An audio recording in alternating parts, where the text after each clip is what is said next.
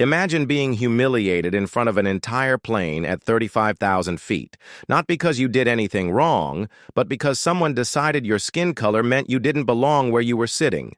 Now, imagine if the person they slapped was the son of one of the most powerful black billionaires in the world. And with one phone call, the entire system they thought protected them came crashing down.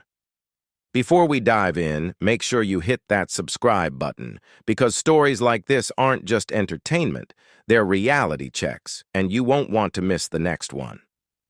It was a crisp winter morning in London Heathrow Airport, when 23-year-old Jordan Blackwell stepped into the first-class lounge wearing a tailored navy suit that fit him like it was sewn onto his skin. His father, William Blackwell, wasn't just any billionaire.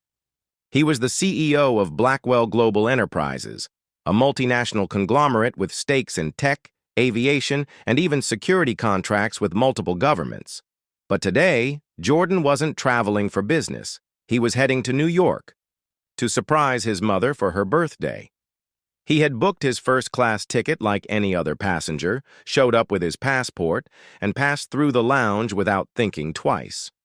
That was his first mistake, thinking that wealth and status automatically shielded him from prejudice. As he boarded the flight, Jordan noticed the first-class cabin was small, intimate, 12 seats in total. He placed his leather carry-on in the overhead bin, sat down by the window, and put on his noise-canceling headphones. Then she arrived, a tall, sharp-faced flight attendant named Linda. Her posture screamed authority, but her eyes were scanning him up and down like she was trying to solve a puzzle she didn't like the answer to. "Sir, this section is for first-class passengers," she said coldly. Jordan pulled down his headphones. "And that's exactly what I am." Linda's lips tightened. "I'm going to need to see your boarding pass again." Jordan handed it over without a word, and she stared at it longer than necessary before handing it back with a clipped, "Fine." But her tone dripped with doubt, as if she was convinced he had somehow tricked the system. 20 minutes later, as passengers settled in, Linda returned with a tray of champagne. She served every passenger but skipped Jordan entirely. Jordan raised an eyebrow. "Excuse me, I didn't get one." She leaned closer, her voice low but venomous. "Maybe that's because I know you're not supposed to be here." Jordan chuckled in disbelief. "You saw my ticket." "Or maybe you borrowed it from your employer," she shot back. The insult stung, not because of the words themselves, but because of the ugly assumption behind them. Jordan decided to let it go. Until meal service. That's when it escalated. Linda approached with the plated entrees, and when Jordan asked for the seared salmon, she said, "That's reserved for paying passengers." Jordan opened his mouth to protest, and that's when it happened. Slap. The sound cracked through the cabin like a gunshot. Gasps filled the air. Jordan's, cheek burned. Linda's eyes widened for a split second, then she straightened. "Sit down and behave yourself, or I'll have security waiting for you when we land." Jordan sat frozen, not from the slap, but from the tidal wave of rage that threatened to consume him. He had been raised to handle disrespect with composure, but this wasn't just about him. It was about every time someone thought they could get away with it because they assumed power was on their side. Slowly, he reached into his pocket, pulled out his phone, and typed a single number. It rang once.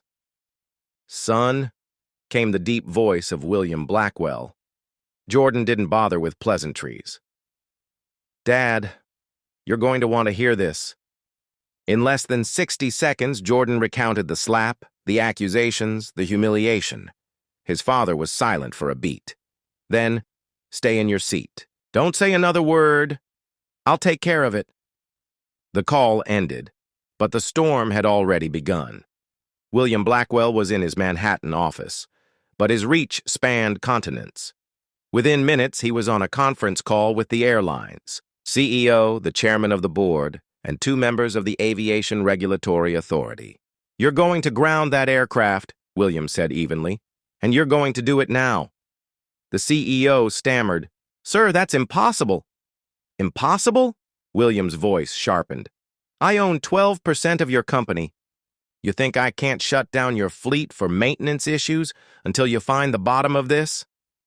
Meanwhile, 35,000 feet above the Atlantic, Jordan felt the engines power down slightly. The captain's voice crackled over the intercom. Ladies and gentlemen, due to unforeseen operational issues, we will be diverting back to Heathrow. Murmurs spread through the cabin. Linda's face lost its color. She disappeared into the galley, whispering frantically into the phone. The reckoning. When the plane landed, it wasn't security waiting at the gate. It was the airline's COO, flanked by 2 uniformed officers and 3 men in sharp black suits who clearly weren't airport staff. The COO approached Jordan first. Mr. Blackwell, I'd like to personally apologize. But Jordan cut him off. Save it. Talk to my father. One of the suited men handed Jordan a secure phone. William's voice came through again. Walk off that plane. They'll take you to my jet. We're leaving in 20 minutes. Jordan stood, collected his bag, and walked toward the exit. Every passenger's eyes followed him, whispers buzzing like electricity. Then came the twist. The COO stepped onto the plane and asked for Linda. She emerged, trying to maintain her professional facade, but her hands trembled. Linda, the COO said quietly. You're relieved of duty effective immediately. Please surrender your badge. Linda's mouth fell open.